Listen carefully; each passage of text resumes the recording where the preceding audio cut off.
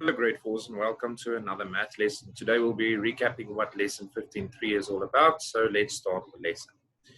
The smaller angles on the tan pattern block show each measures 30 degrees.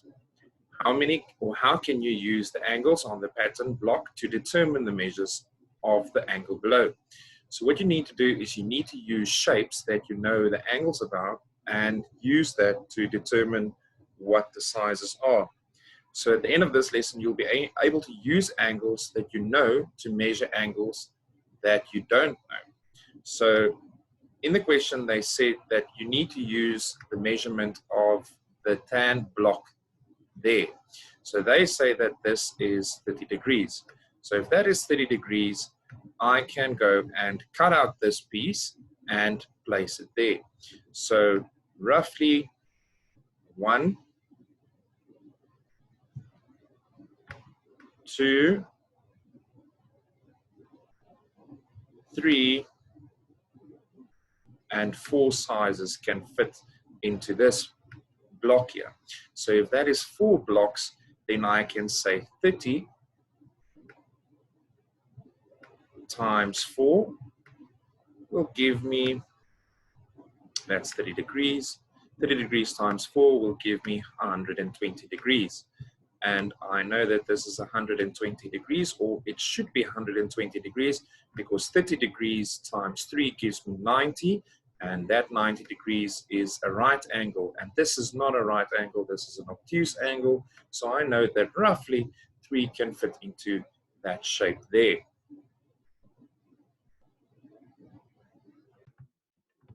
On page number 784, it says, Holly traced around a trapezoid pattern block. She wants to find out what the measurement of the angle formed showed to the right. What can Holly use to measure the angle? So, use an angle to find the measurement of another angle. So we know that the tan block from the previous page has an angle of 30 degrees. So by the smaller angle on the tan pattern block, use measures 30 degrees. A 30-degree angle turns through 1-degree angles 30 times. So the angle of the trapezoid pattern block equals to 2 of the smaller angles of the pattern block. So if I use 2 of those patterns, then I would see that it's 60 degrees. Let's look at question number 1 in the guided practice. How many 30-degree angles are there in a 180-degree angle? So how do we measure this? First of all, we know that 6 times 3 or 6 times 30 will give me 180. So that means 6 times 30 degrees will give me 180 degrees. Please remember to put these little arrows or these little circles on top of the degrees, because that shows that we need to put, that is a degree. Questions 3 to 4. Use angles that you know to find the measurement of each angle. Explain how these angles are square, how these angles square can help. So I know that if I have an angle that is 90 degrees, which I will demonstrate by these 2 red lines, this line and this line is absolutely square. And when they are square, I can draw a little block there to show that they are 90 degrees.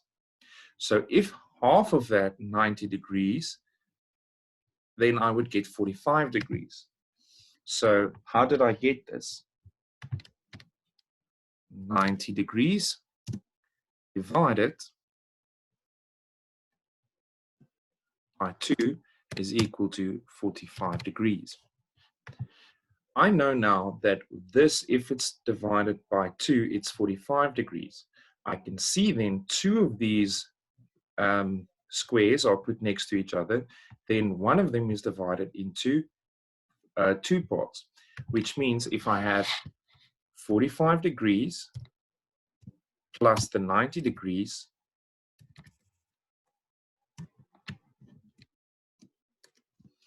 that will give me 135 degrees.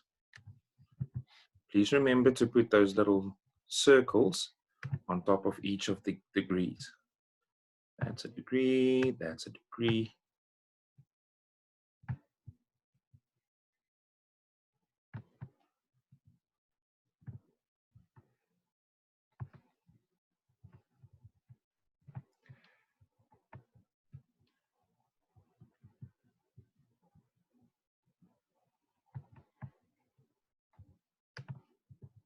Let's go to questions number 5 to 13 and answer these questions. They say find each measurement of each angle pattern, block to help. Okay, so by taking a protractor, we can measure each of these angles.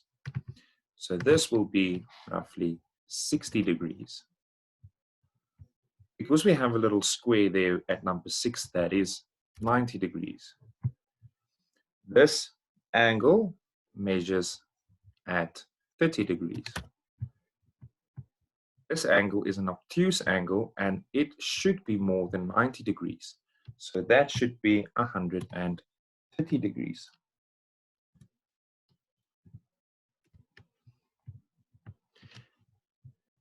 If I look at the measurement here, I can see that is roughly 30 degrees. And this is also roughly 30 degrees. So if I take a line and I continue this line straight, it looks like that is 30 degrees.